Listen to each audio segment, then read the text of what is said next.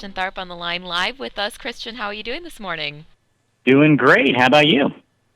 We're doing. Christian, how you doing? Yeah, Dennis Dick, Joel Alconin here with you. Christian, we're looking at all these biotechs moving here, and we know you like covering the biotechs. What are your thoughts here? We got Biogen flying up this morning. We got PRTA flying out. We got Intercept flying up here this morning. What are your thoughts on all these biotechs?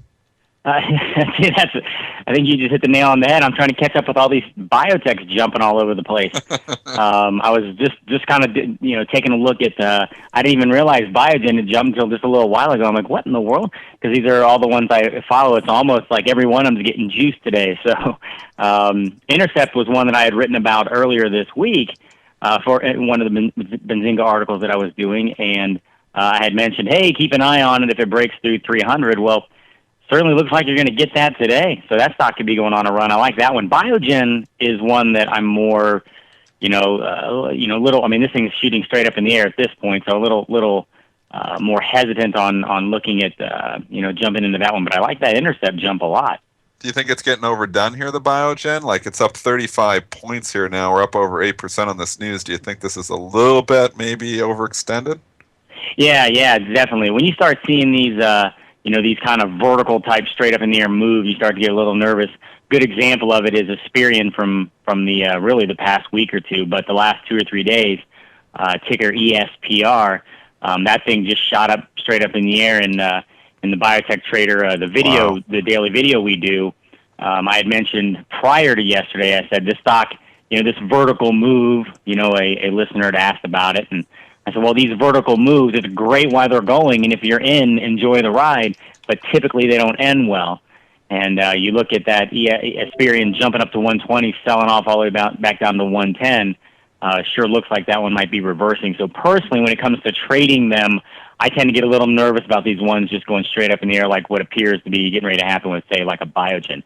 Intercept, a little different because I like the fact that it's breaking out, key 300 level that it's had a tough time with. So I like that one a little better. Christian, what are your thoughts here overall on biotechs? Because this has really been a 3 or 4 year run here for these stocks, and I know we've been talking about these stocks on the show for a year and a half here since we started the show. And not only that, we've been just talking about these biotechs. It seems like the media forever because this sector has just been incredible, and people keep thinking it's going to cool off eventually, and it's going to maybe end ugly here. What are your thoughts overall? Can biotech continue to run like it is? Well, I agree with that last sentiment where it feels like one of those environments where eventually there's going to be a little bit of pain to come. But ever since I kind of follow the IDB more than some of the other ETFs just to kind of gauge biotech as a group. But you're absolutely right. Every time I'm pulling up top 10 industries, biotech's always somewhere in there. A lot of times it's number one. Look over the last couple of years, it's been number one, and especially look at the last 2 months. I mean, the market's had a rough go of it. I mean, it's not like the market's been taking off and going on a tear. Yeah. But you look at biotech as a group, and it just won't stop going up. So on one hand, you don't want to miss the party, but on the flip side, it's kind of like housing. Remember when prices wouldn't stop going up, and it wouldn't stop going up? And remember silver and gold back in 2011? Remember oil back? I mean, these things just start going up in the air. It's great. Enjoy it while you can. But, I mean, I would put a bet that when it ends, it doesn't end well. It's just... Rather, right now, just get out of the way and take it for what it's worth. If you look at the last couple of weeks, it just seems like there are biotechs just jumping everywhere. I mean, yesterday you even had, like, Juno jumped, Kite jumped. I mean, everybody's just on fire, so it doesn't appear like the end's right now in front of us. Okay, I want to ask you about Aspirion Therapeutics. You mentioned that, and I see yesterday in my trusty Benzinga Pro that they offered 1.7 million shares at $100. And they knocked the stock down a little bit. Did you see that news? Does that make any sense? Or what, do they just give them money away? Yeah, I saw that, and yesterday, I mean, it seemed like as we were going through, there wasn't an effect, but then slowly about midway through the day, the stock just started giving it all back. When I look at the stock itself, for those of you familiar with candlesticks and reversal type of days, I mean, all I can say is it doesn't look good for its immediate future. It looks like a stock that wants to go lower after this, its last low was way back at 60. I mean, it doubled. So, I mean, I would think the stock at least comes back to 100. I wouldn't be surprised if it came back even further. Yeah, I mean that 100 acts as a magnet. Perhaps we're $10 away from there. Okay, we got some stocks. Got a lot of stocks coming out of the chat They're here. flying at us here in the Yeah, we chat. got the. So let's just start with Tom Bosworth. I think he's new to the show this week, so we're gonna start with him. And the first one we like your opinion on is ACT activists. Activist. Yeah, I mean not much to say We bad talked about about the. it a bit yesterday. It's just Yeah. been on a tear too, a little bit of a double top there the last couple of days. It is trying to break out. It's traded 183 shares here this morning, up at 316.50. Christian, what are your thoughts on ACT? Again, this one I kind of like. When it comes to like an ACT, you could compare it to a maybe a CMRX. You could compare it to any number of ANAC, Anacor. You gotta feel good about biotechs that seem to be having a nice healthy uptrend. They're not jumping straight up in the air, which obviously can make you just as giddy as nervous. But when you have something like an ACT just kind of trending higher and higher and higher, I think that is one that certainly you love the trend of the stock versus the news effect, right? So like getting back to that ESPR or getting back to say Juno and whatever that straight shot. I like stocks like ACT. You look for a nice good pullback on it, see if you can get in. I think 300 would be the ideal number, but again, the way biotech's looking like it's going to jump today, I don't know that 300 is coming to anybody anytime soon. But if it does, I like that. Otherwise, going back to our prior conversation, I feel like things are a little lofty here. But I do like that stock a lot. But different than some of these biotechs where you can catch that 1 to 2 week lightning in a bottle. This one different where it's just kind of up, up, up, up, and you don't feel like you're going to get whacked the day you jump in. Tom also wanted to know about Kite Pharma. You briefly mentioned it, KITE, and it had a real breakout day there yesterday, going from $63 up to $73. So it was all a 10-point pop here. We're continuing the march here today, so everybody who thought the top was in yesterday is wrong, at least in the pre-market. It's up another $2 here this morning. What are your thoughts on Kite Pharma? I like Kite to continue higher. I like it. It looks like it's certainly going to push above 75. I love it. Watching that stock, it's one of my favorites, that one. Juno is another one I really like, as I mentioned earlier. So Kite pushing above 75. I'd love to see something where, pushes up 76, 77, because it pulls back a little bit to 75, and I think that makes a pretty good case for a bounce higher from there. And from that point, I mean, I see no reason why, if the rate things are going, I see no reason why Kite can't be one of the ones like, Juno that, just like that, the very next day it's testing new highs or testing highs. A few other ones coming out of the chat here. The old Ebola stock here, TKMR. I saw that got a little bit of a pop a few days ago. Techmira Pharmaceutical. What's your thoughts on that? Love that one at 20. Yeah, I had that I loved that stock for a while, but then it couldn't get out of its own way, and then it was just this nonstop month slide through February. I love the move back above 20, so anywhere near $20 I think makes sense, but it looks like, again, another one that's going to, pop. I see no reason why it wouldn't go at least to the 22 area again, but, Techmeyer is one of those stocks that, again, all it takes is that get a little wind at its back and it shoots up 50%. There was rumors on this one here, and Rob Hood wants to know about this stock, IRWD. This is one that isn't quite as volatile as some of the other ones. I believe there was rumors yet last night there from the Daily Mail report that it could be a takeover target. And Ironwood Pharmaceuticals, which is IRWD, is trading up 34 cents here in the pre-market. Not sure if you follow this one. It's a smaller one, but what are your thoughts technically? IRWD. Yeah, well, first off, you hit the nail on the head. This isn't one that I follow myself, because what you mentioned, I like them a little friskier myself. Yeah. I like them to get moving a little bit. So this one doesn't quite fit it. However, I get asked about it a lot. So something like this, it certainly is one of those plays where, notice how if you were in this stock anywhere in the general 15 to 16 area, biotech pulling back or the market pulling back, you didn't get hurt. So I think this would be an ideal stock that if you wanted to get in, especially if it breaks above the $17 high, why not get in and see if maybe you can be the lucky beneficiary of a little takeover Christmas present someday. I mean, because it's not a stock that's going to get you, it doesn't appear it's going to be a stock that's going to get you hurt, one way or the other, because of the fact that it's not near as volatile. And so far, it doesn't appear the news has had as much of an effect. Okay, here's another one for you. AERI. AERI. Now, I'll admit that's one I have Aerie not looked at. Pharmaceutical. Yeah, I have not looked at that one in quite a while. Wow, last time I looked at this was like $15. So I guess it's not a surprise, though. We look at Biotech. Well, I mean, taking a quick look at it, I mean, it certainly looks like a $32 resistance area is what you're watching. And then break through that, I would think traders or investors want to hop on board and, probably another Biotech going on a run. But 32 looks like an area that someone would want to get above that. And let me take that back. Above the 32 would be somewhere. But I haven't looked at, gosh, I haven't looked at this at least almost a year, but Wow. just like every other one, up, up, up.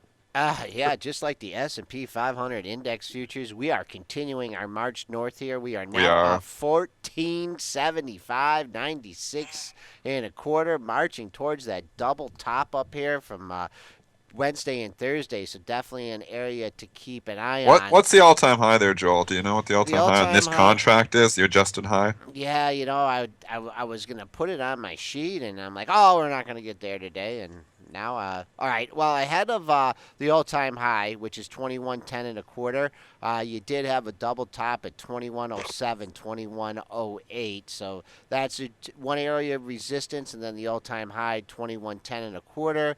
Our all-time closing high is 21.0650. Let's move on to one that hasn't been as crazy as of late. It's kind of been stuck in a trading range. Gilead, give us your take on GILD.